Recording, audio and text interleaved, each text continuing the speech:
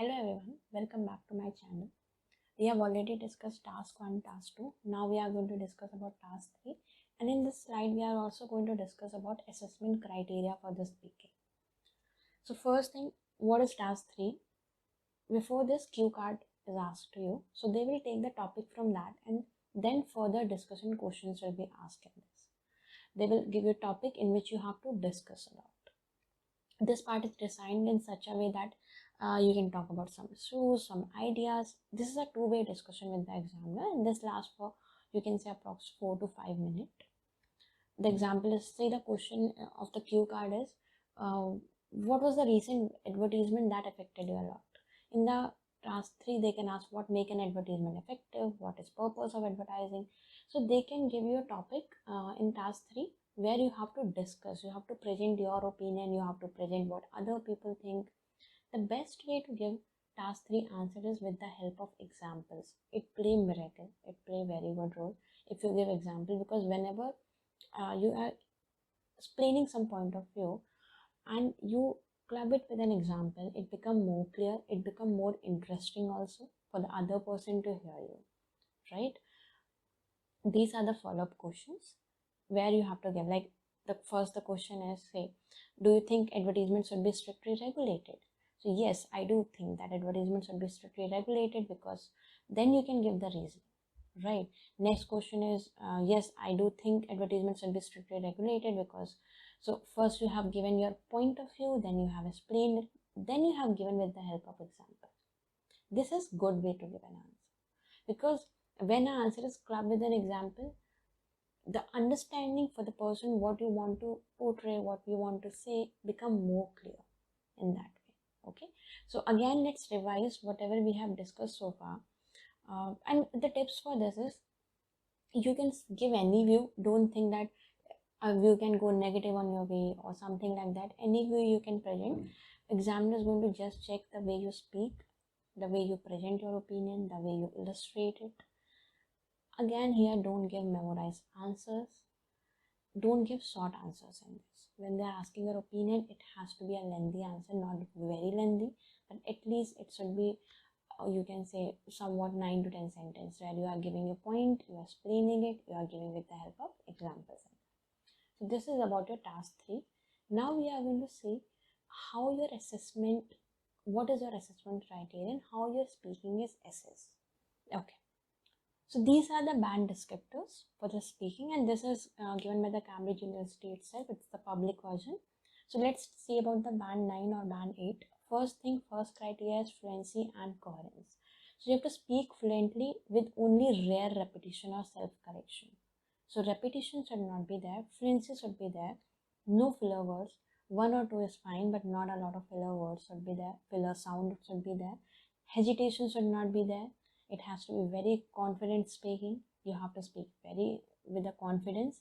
What they meant by coherence is, whatever you're speaking is on the topic. It's not going off track. Second thing is lexical resources. Now, what they mean by lexical resource, you can use the vocab with full flexibility and precision. Like whatever the topic is, the vocab has to relate it to that topic. Don't memorize certain vocab and just keep on forcing it in your speaking because you have memorized and it look very fancy. No, use the vocab only if it's suit to your speaking, or if it's suit to your topic, then only use that vocab.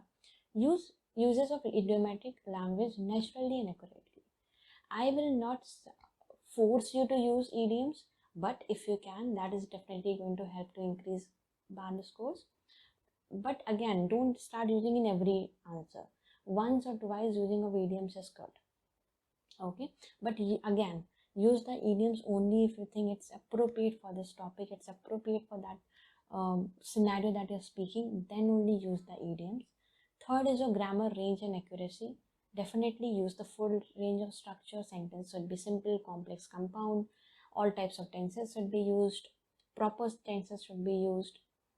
Like characteristic of native speaker speech, like it's fine if you have a native tone in your speak. They are not going to judge you on that. It's not they are asking you to speak in the British accent or nothing like that. Native tone is fine. No marks will be deducted for that. Pronunciation, very important.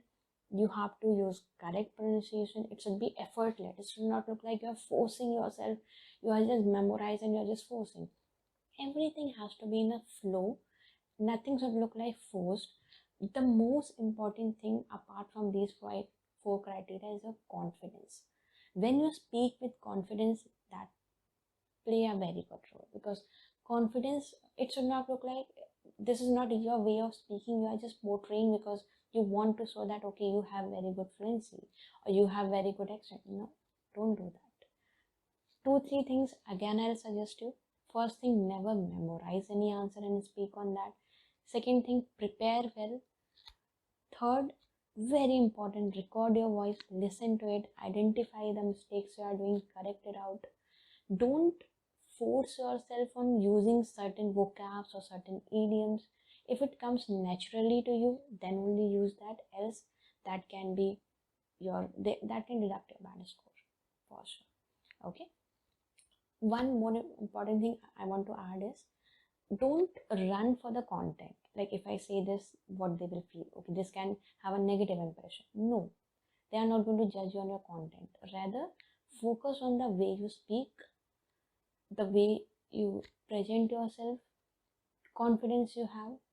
Don't get nervous at all. Like if you say something wrong, we're sorry, correct it out and move further. Because of one wrong answer, don't it should not affect your further questions. Okay, so this is all about your task 3. If you guys have any question, definitely you can post in the comment box. I'll give answers on that. All the best. Keep recording, keep practicing. For sure, anyone can get a good band score of 8, 8.5 in speaking, but with regular practice. Practice is the key in the IELTS for all the modules, not only speaking, for all the